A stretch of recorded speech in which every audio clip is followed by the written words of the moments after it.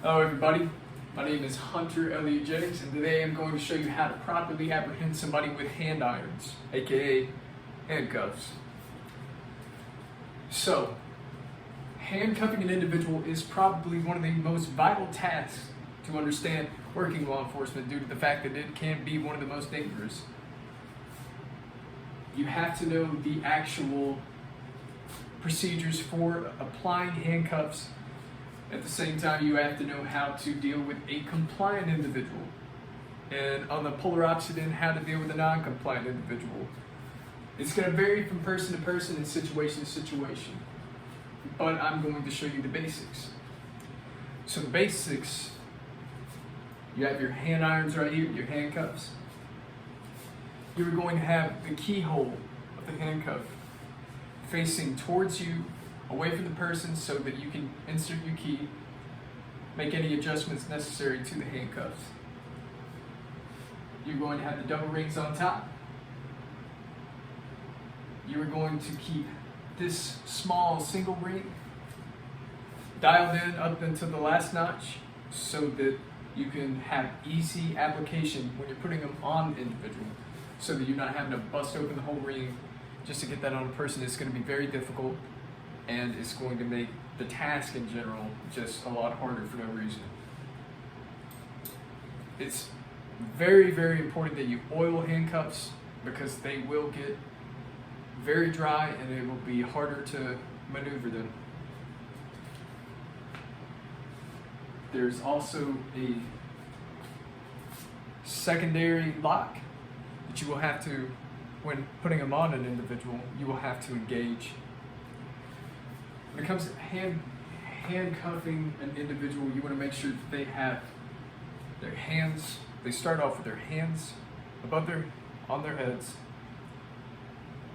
and you will take grasp of one of their hands, you will lead it to the small of their back, apply one of the handcuff links, and then you will take their other hand and you will maneuver it to the small of their back as well, hands facing back to back. You will then place the other hand iron link onto the other hand. After you've done that, you will cuff the hand iron onto the individual. You will leave a finger tip space length in between the person you are arresting's hand and the hand iron itself, so that you are not causing a lack of circulation to their hands or anything of that nature. So you are not causing damage or harm to that said individual. When dealing with a compliant individual, you're going to have less of an issue as of dealing with a non-compliant, obviously. But you will do the same thing as said before, but I'm going to go more in depth. You are going to have the individual face away from you, put their hands on top of their heads. You're going to then step to the individual's side, just keeping them at a distance, but just enough just to pat down said individual. You're going to go through and make sure that you do a thorough search to ensure that they are not carrying anything of that nature, anything that can cause harm to you or to them, that they can use to possibly get out of the restraints as well. So after you've done a very thorough search, you're going to have the individual safely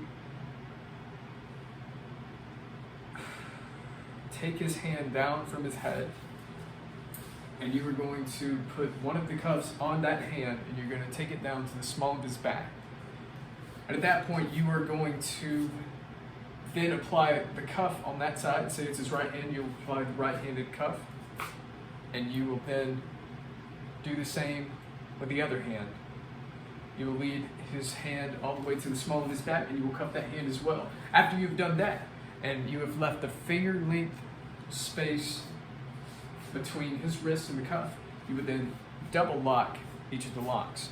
And this is to ensure that they stay tight, they're not able to maneuver any closer to the individual's wrist and cause them harm. With a non-compliant individual, you will have to use a couple of procedures to subdue said individual, such as a possible leg sweep, which is involving a maneuver in which you would take your right foot and you will place it behind the individual's ankles. You will step forward and you will shoulder check them essentially. And once you've done that, and hopefully it's put them on the ground, you will then probably go into a brawl of some sort, and it happens. However, what you have to do is you have to understand that you have to go in with one more officer at the very least that is required for a situation. So if it was just me and one other individual, I would prefer that I have another officer by my side so that we are 2-to-1. And in that case, you would require assistance from said other individual.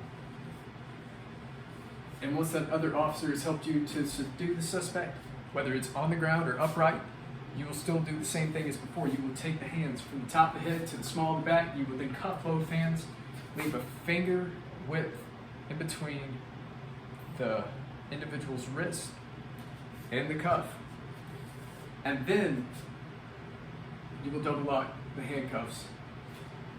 You can also use the method, after you have them cuffed, to get a tort on a person's elbow.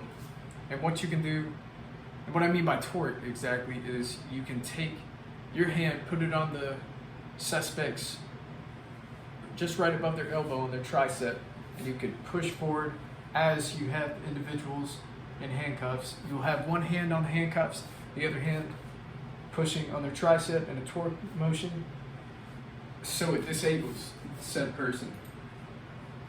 It's going to keep them off balance, it's going to keep them from trying anything, and it's very painful on the wrist if that's only if they are non-compliant and they continue to be non-compliant, however.